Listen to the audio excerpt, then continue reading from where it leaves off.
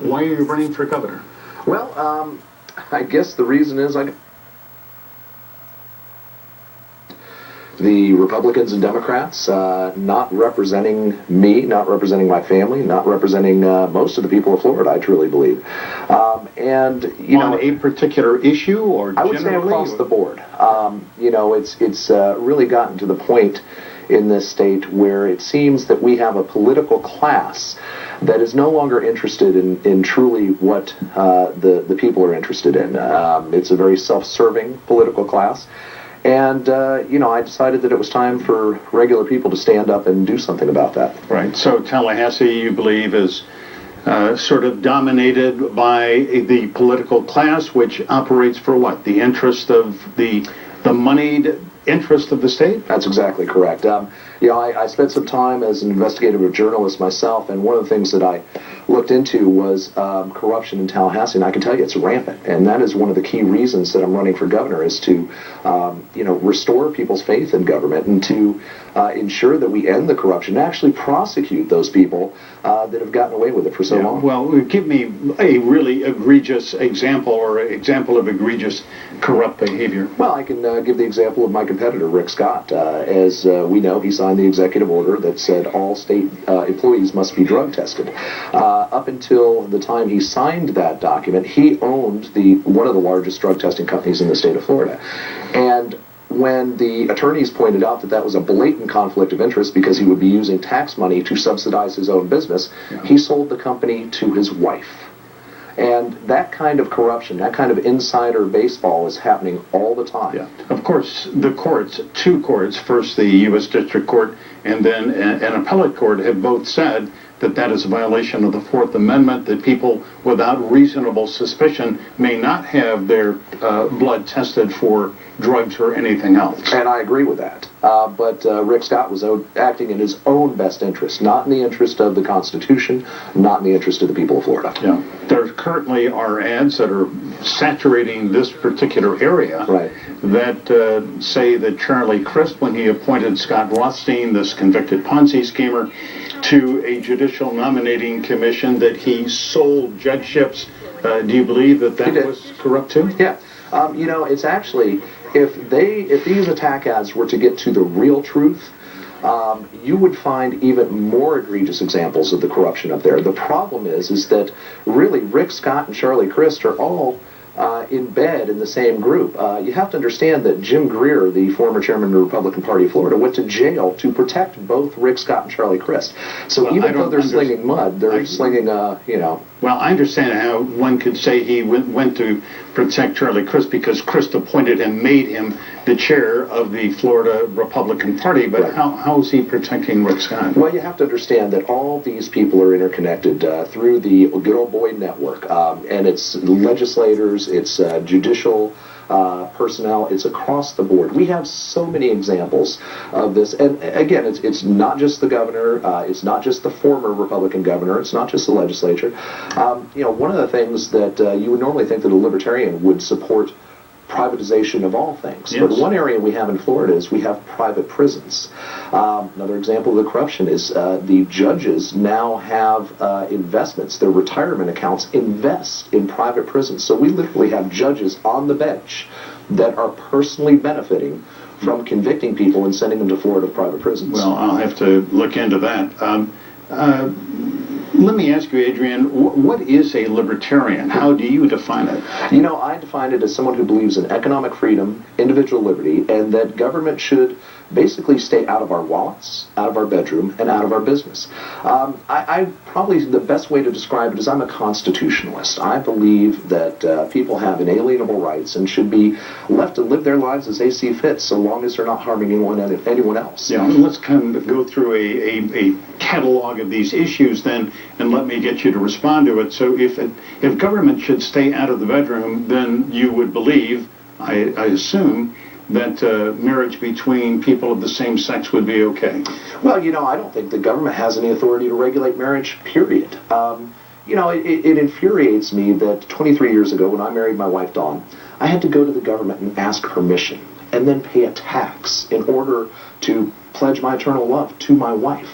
Government shouldn't be in that business. Marriage should be between the individuals involved, and depending on their faith, the church.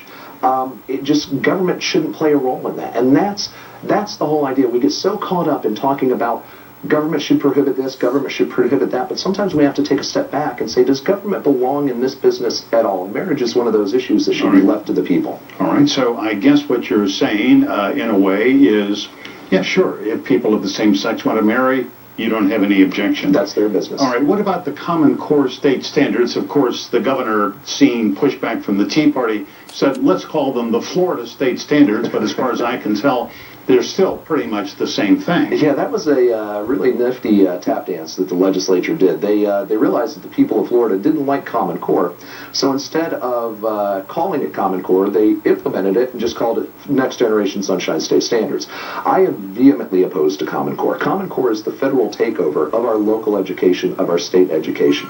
The federal government doesn't have the authority. It's not enumerated in the Constitution, and we need to reject it wholesale.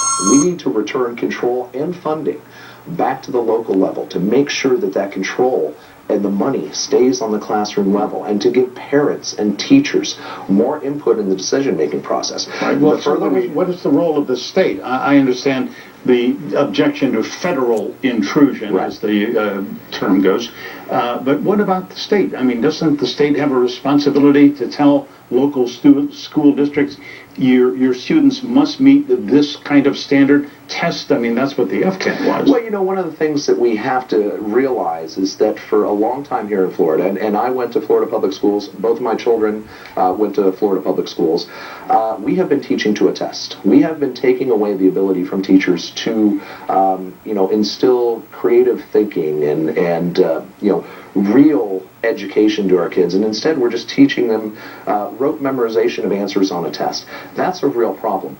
But in general, I think that government local works best. We have an elected school board in each county, and if a parent has a problem with the curriculum, they can pick up the phone and get their school board member on the phone. That's the way it should be. Yeah. When you push it up to the state level, the accountability begins to get lost, and so do the people's input. Well, what about, Adrian, what about school vouchers? Vouchers have certainly expanded exponentially in the state of Florida over the last 5 or 6 years. Do you think that's a good idea? I do in general, and I think it's a good idea to give parents the choice how their kids are educated, and it's also a very good money-saving option. I mean, what a lot of people don't realize is we spend on average $12,000 per K through 12 student per year here in the state of Florida. A good private education may only cost $5,000, $6,000, $7,000. So if we were to convert that funding into a voucher system, parents would have the choice, children would have access to a broader range of education, and it would be cheaper for the states and counties. I frankly don't know where you get $12,000. I know the state appropriation per student in the latest budget is about $7,100 a year. Well, that's correct, but when you include the county's portion of it, on average it's $12,000 per year. Because, as we know, education funding is kind of a joint venture between the states and the county. State and local school districts. Right. What about expanding Medicaid? There are nearly 1 million Floridians who would be eligible. The legislature has said no. The governor says he supports it. Hasn't done much to make it happen. Right. I would not expand Medicaid. In fact, I intend to cut Medicaid. It's part of our comprehensive budget cut. We intend to cut the state budget by 30%. And while that sounds like a large amount, it is. When you look at the fact that Rick Scott has increased the state budget by $11 billion since he's been in office, really a 30% budget cut only takes us back to about 2002, 2003 spending levels. So, we're not talking about anything dramatic, but what that allows us to do when we actually cut the spending, we can do some amazing things. And one of those things is to provide all Florida homeowners with 100% homestead tax exemption. No Florida homeowner pays property tax at all. What are your qualifications to be governor? Obviously, you are well-spoken and seem to be a well-educated man. But have you ever held elective office? I have not, and I think that's actually a qualification when you consider that being in elected office seems to be a path to corruption. My intention is to go to Tallahassee to fix some of these problems and then go back home and live my life. I don't believe that we should have career public servants. I believe that it should be a duty, and that's how I look at this. Yeah. In the Quinnipiac poll 6 or so weeks ago, you came up with 9% of the vote. But a lot of savants, a lot of people who do this for a living, said that that was really a none of the above vote, that Right. people simply couldn't stomach either Charlie Crist or Rick Scott. No, I think I'm absolutely a none of the above vote because people realize that the two names above me on the ballot are more of the same. They're the same thing. We've tried over and over and over again, and it's failed. It's brought us to the point we're at. People aren't happy. People are looking for something different, and I believe that if we can get my name out to enough people here in the state of Florida, I will win this election. Well, I am delighted that we've had this chance to talk. Of course, as you know, Rick Scott plans on spending $100 million in this campaign. Right. Charlie Crist only has $50 million Right. that they plan to spend. How much have you got to spend? We've raised just a little over $100,000, or a little less than $100,000 so far. You've driven many miles. We have. We're doing it the old-fashioned way. We're out there meeting the people. We're traveling the state from Key West to Pensacola and all points in between. And the reason that we're not going to have millions and millions of dollars is because we're not for sale. And in 10 seconds, are you going to be part of the 3 televised gubernatorial debates? Yes, I will. Well, we'll see about that. Adrian Wyllie has a campaign event this evening in Lake Worth. All right, let's get over to Glenna, who has more on her guest coming up next. Glenna? Thank you, Michael. You know, the nation knows Miami-Dade County as a role model for keeping the mentally ill out of prison. Well, this week, a who's who of the legal and healthcare communities held this summit. They found there is still a lot of work to be done. So